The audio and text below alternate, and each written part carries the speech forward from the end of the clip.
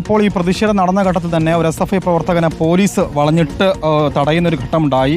സഞ്ജയ്, എന്തായിരുന്നു പോലീസിന്റെ ഭാഗത്തുനിന്നുണ്ടായ നടപടി? പോലീസുകൂടെ സംഘർഷം ഉണ്ടാകുന്നതിനിടയിൽ പോലീസ് ബലം പ്രയോഗിച്ചതാണ്. അപ്പം കഴുത്ത് മുറുകിപ്പോയി, ലാത്തി കൊണ്ട് മുറുകുന്നൊരു സാഹചര്യം ഉണ്ടായി. അങ്ങനെ ആയിരുന്നല്ലേ നിലവിളിച്ചത്? അങ്ങനെ ശ്വാസതടസ്സം വന്നിട്ട് നിലവിളിച്ചതാണ്. എന്തെങ്കിലും പോലീസ് പറഞ്ഞിരുന്നു? കാതിൽ കൂടെ അങ്ങനെ അസഭ്യമായി സംസാരിക്കുന്ന ഒരു രീതി ഉണ്ടായിരുന്നു. കാതിൽ ചീത്ത വിളിക്കുകയായിരുന്നു. മനഃപൂർവ്വമായി ഉപദ്രവിക്കാന്നുള്ള ലക്ഷ്യത്തോടു കൂടി ചെയ്തതാണ്.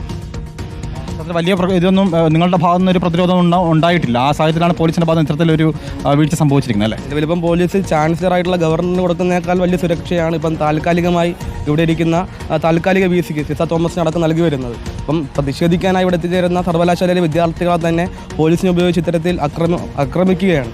ഇതും എല്ലാ പോലീസിനെയും കുറ്റം പറയുന്നതല്ല.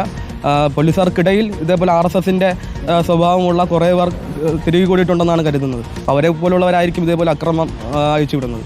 സിസ തോമസ് തിരികെ ഇനി വരും. ഇനിയൊരു പ്രതിഷേധമുണ്ടോ? അത് SFIയുടെ ഉപരിഘടകം പറയുന്നത് പോലെ സമരത്തിലേക്കാണ് പോകുന്നതെങ്കിൽ ഉറപ്പായി സമരത്തിലേക്ക് തന്നെ പോകും.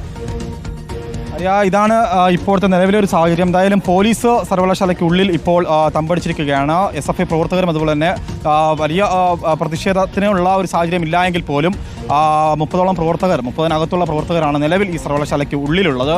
വലിയൊരു പ്രതിഷേധവുമായി വരുന്ന ദിവസങ്ങളിൽ മുന്നോട്ട് പോകുമെന്നുള്ളതാണ് ജില്ലാ നേതൃത്വം വ്യക്തമാക്കുന്നത്.